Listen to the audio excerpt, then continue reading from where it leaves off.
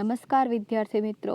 અગાઉના ક્લાસની અંદર આપણે સૌથી પહેલાં નકશાનો અર્થ છે એ આપણે સમજ્યા. કોને આપણે નકશો કહેશું, એની પૂર્વ ભૂમિકા આપણે બાંધી. શા માટે નકશો એ આપણા ભૂગોળ માટે મહત્ત્વનો છે એના વિશેની આપણે ચર્ચા કરી લીધી.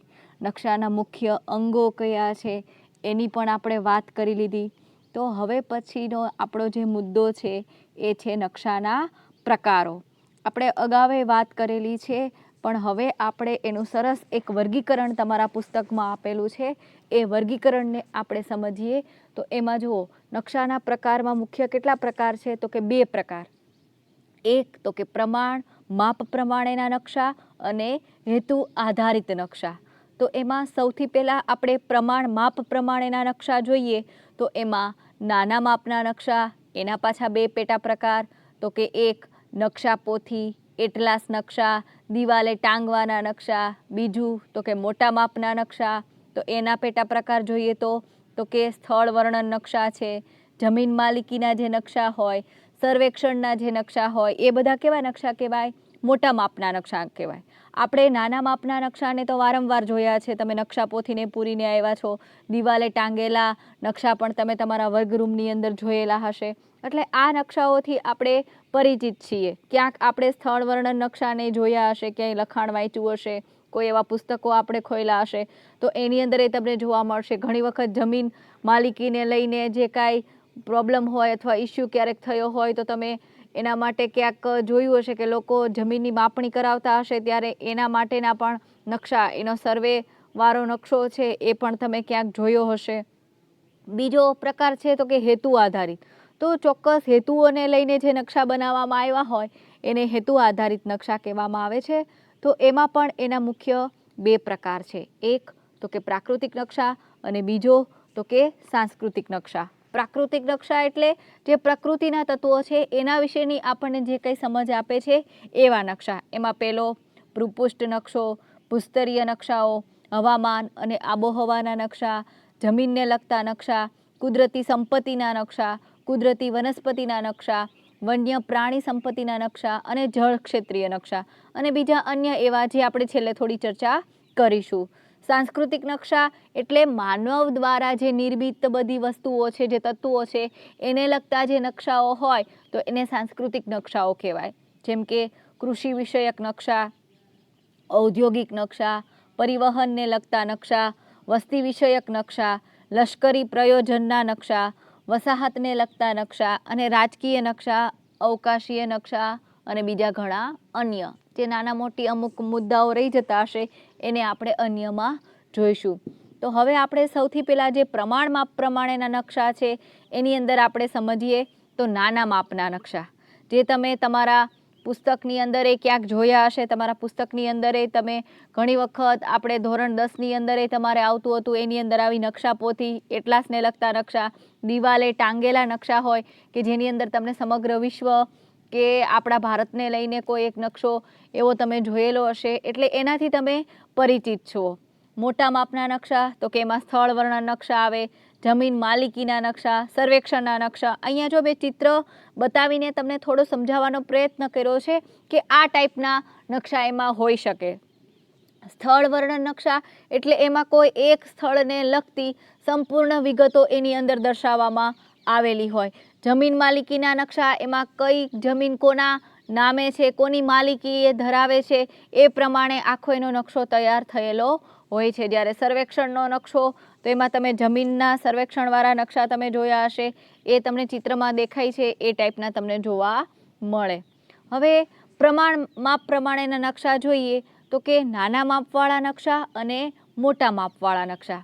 જો આપણી પાસે 2 નકશા હોય જેમાંના એક નકશાનું પ્રમાણ માપ 1 સેન્ટીમીટર જેમ 50 કિલોમીટર છે અને બીજા નકશાનું પ્રમાણ માપ 1 સેન્ટીમીટર 100 કિમી છે, તો આ બંને નકશાઓના પ્રમાણ માપની સરખામણી કરવાની હોય ત્યારે જે નકશાના પ્રમાણ માપના છેદનો અંક એટલે કે જમીન પરનું અંતર દર્શાવતો અંક નાનો હોય તે મોટા માપનો નકશો કહેવાય. બરાબર, છેદમાં જે આંકડો હોય એ આંકડો જમીન ઉપરનું અંતર દર્શાવે છે. તો એમાં જેનો આંકડો નાનો છે જમીન અંતરનો તો એ મોટા માપનો નકશો કહેવાય, અને જેના જમીન અંતરનો આંકડો છે એ મોટો હોય તો એ નાના માપ પ્રમાણેનો નકશો કહેવાશે. જેમાં આ અંક મોટો હોય તે નાના માપનો, એટલે કે જે જમીનના અંતરને દર્શાવતો જે આંકડો છે એ મોટો હોય અથવા વધારે હોય તો એ કેવા માપનો નકશો કહેવાય? નાના માપનો નકશો કહેવાય છે. અહીંયા મેં તમને થોડાક ચિત્ર મૂકીને જુદા જુદા વિસ્તારના, ઓસ્ટ્રેલિયા જે આપણો ખંડ છે એને લઈને એક ચાર્ટ મૂકેલો છે. એની અંદર જુદા જુદા એના જે લોકેશન છે એમાં કેટલા જમીનનું અંતર દર્શાવેલું છે એના આધારે આંકડો તમે જોઈ શકો, એટલે તમે અંદાજ લગાવી શકો કે આ મોટા પ્રમાણેનો નકશો છે કે નાના માપ પ્રમાણેનો નકશો છે. મોટાથી નાના માપ સુધીના નકશાના મેં તમને થોડા ઉદાહરણ અહીંયા આપેલા છે. જેમ કે સૌથી પહેલાં ઉપર એક નાનકડું મેં ભારત બતાવ્યું, ભારત પછી એક ગુજરાત બતાવ્યું છે, અને ગુજરાત પછી એનો જ એક નાનકડો વિસ્તાર કે સાબરકાંઠા. તો એ સાબરકાંઠાને લગતો એક નકશો તૈયાર કરેલો હોય તો આને તમે કહી શકો કે આ મોટાથી નાના માપ સુધીનો અંતર છે. પહેલાં સમગ્ર આખું ભારત, એમાં માત્ર ગુજરાત, પછી ગુજરાતના એ આખા વિસ્તારમાંથી એક કયો જમીનનો અંતરનો ટુકડો? તો કે માત્ર ને માત્ર સાબરકાંઠા. તો આવી રીતના મોટા પ્રમાણના જે નકશા છે ત્યાંથી નાના માપ સુધીના નકશા આપણે તૈયાર કરી શકીએ છીએ. મોટા માપના નકશામાં પૃથ્વી સપાટીના મર્યાદિત પરંતુ નાના વિસ્તારને વધુ વિગતો સાથે દર્શાવવામાં આવે છે. શું કીધું? તો કે મોટા માપનો જે કાંઈ નકશો હશે એમાં પૃથ્વી સપાટીનું અંતર મર્યાદિત લીધું હશે, નાના વિસ્તારને એણે પસંદ કરેલો હશે, પણ એ નાના વિસ્તારની નાનામાં નાની લગતી વિગતો હશે એ તમને સંપૂર્ણ એમાં દર્શાવેલી હશે. અગાઉ જુઓ, આ નકશાની અંદર આપણે જોયું તો એમાં ગુજરાતને સાવ નાનકડું એવું દર્શાવેલું છે, પણ પછી તમે માત્ર ગુજરાતનો મોટા માપ પ્રમાણેનો નકશો જોશો તો એમાં ગુજરાતની બધી જ વિગતો દર્શાવેલી હશે. જ્યારે ભારતની અંદર જ્યારે ગુજરાત દર્શાવેલું હશે ભારતના નકશામાં તો એમાં સંપૂર્ણ વિગતો નહીં હોય, પણ માત્ર ને માત્ર ગુજરાતનો નકશો હશે તો તમે જોઈ શકો કે એમાં ઘણી બધી વિગતો હશે. વળી ગુજરાતની અંદરથી કોઈ એક જિલ્લાનો નકશો જ્યારે દર્શાવવામાં આવેલો હોય તો ગુજરાતના નકશાની અંદર જે જિલ્લાની સંપૂર્ણ માહિતી નહીં હોય તે તમને માત્ર જિલ્લાને લગતો જે નકશો હશે એની અંદર તમને વિશિષ્ટ રૂપે જોવા મળશે. નાના માપના નકશામાં પૃથ્વી સપાટીનો વિશાળ વિસ્તાર દર્શાવવામાં આવે છે, એટલે કે મોટો વિસ્તાર દર્શાવવામાં આવે, અને અમુક મેઇન વિગતો હોય એને દર્શાવેલી હોય છે.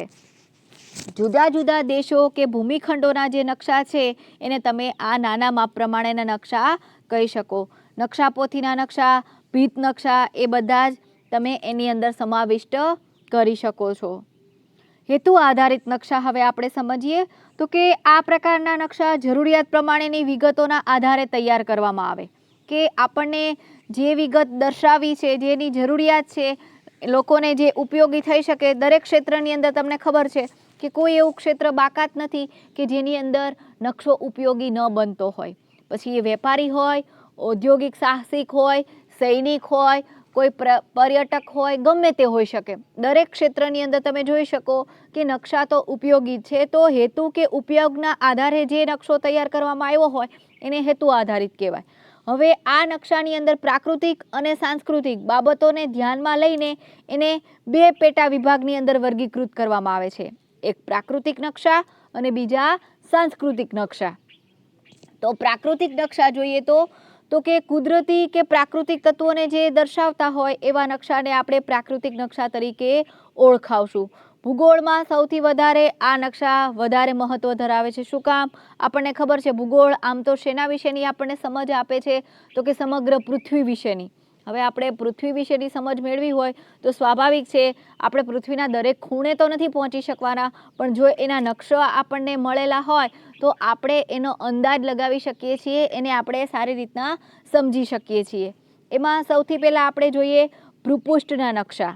તો ભૂપૃષ્ઠના નકશા એટલે આ નકશામાં પર્વતો, મેદાનો, ઉચ્ચ પ્રદેશો, જળ પરિવાહ કેવો છે એ વગેરે દર્શાવવામાં આવે છે. જો બાજુમાં મેં તમને એક ચિત્ર મૂકેલું છે, એની અંદર પર્વતો જે કાંઈ આવેલા છે એને દર્શાવ્યા છે, મેદાનો સપાટ વિભાગ છે, ઉચ્ચ પ્રદેશો, પાણી છે જે બ્લુ કલરથી દર્શાવેલું છે.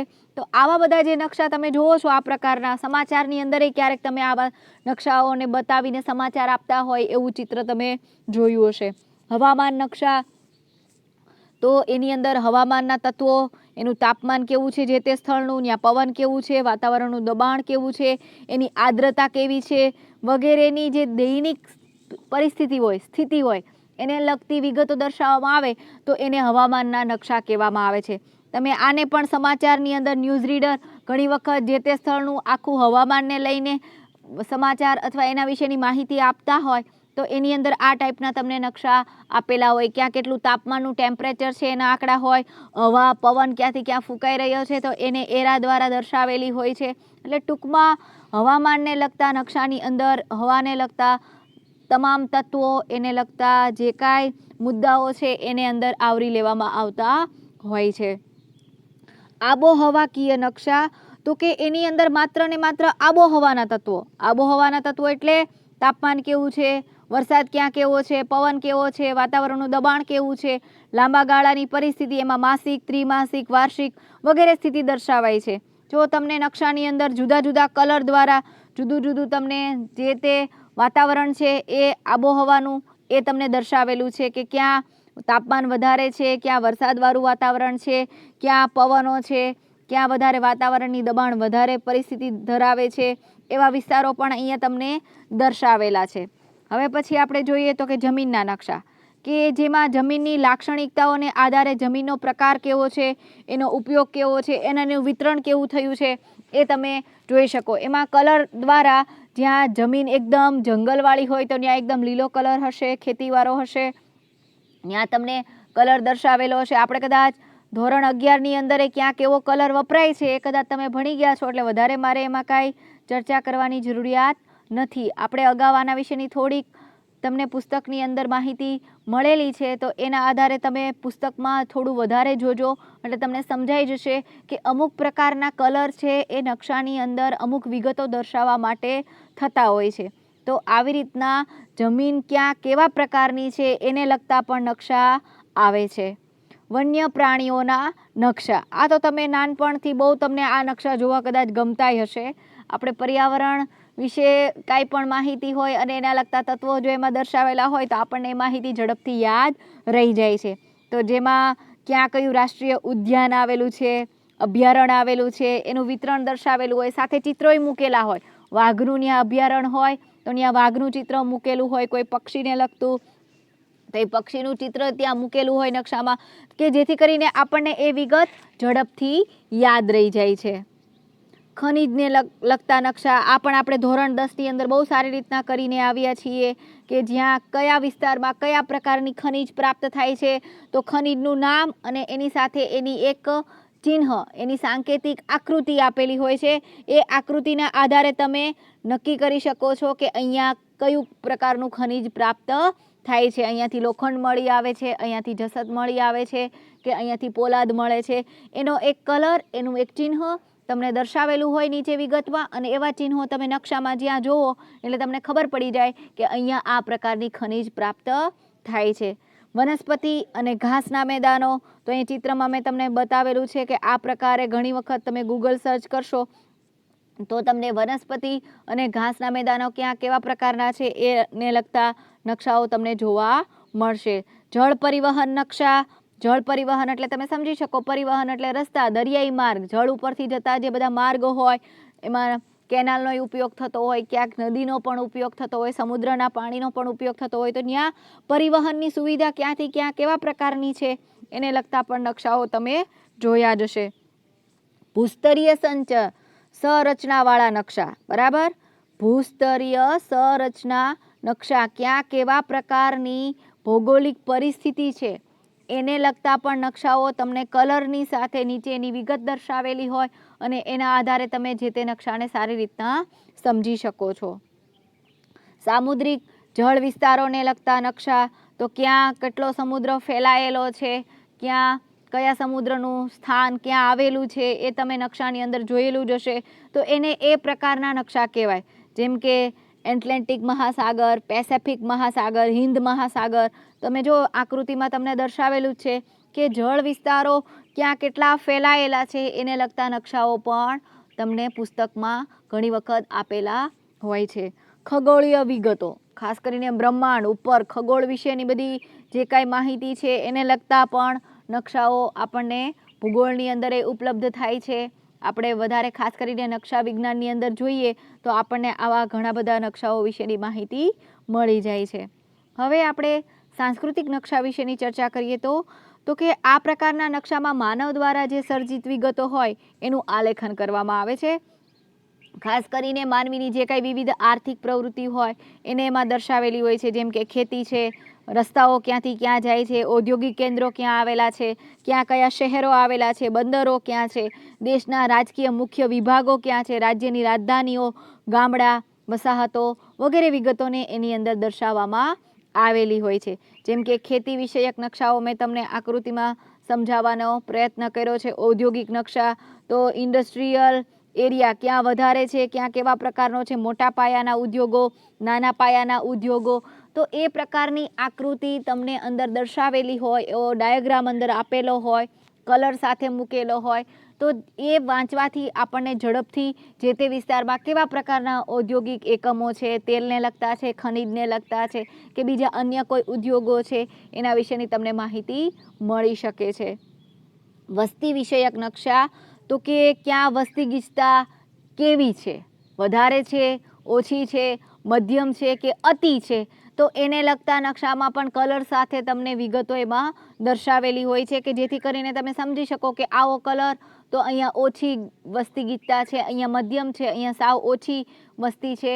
તો ખાસ કરીને આવા નકશાની આધારે આપણને જે તે રાજ્યની કે દેશના જે તે વિસ્તારની અંદર વસ્તીનું પ્રમાણ કેવું છે એ અંગેના આંકડાઓ આપણને ઝડપથી યાદ રહી જાય છે.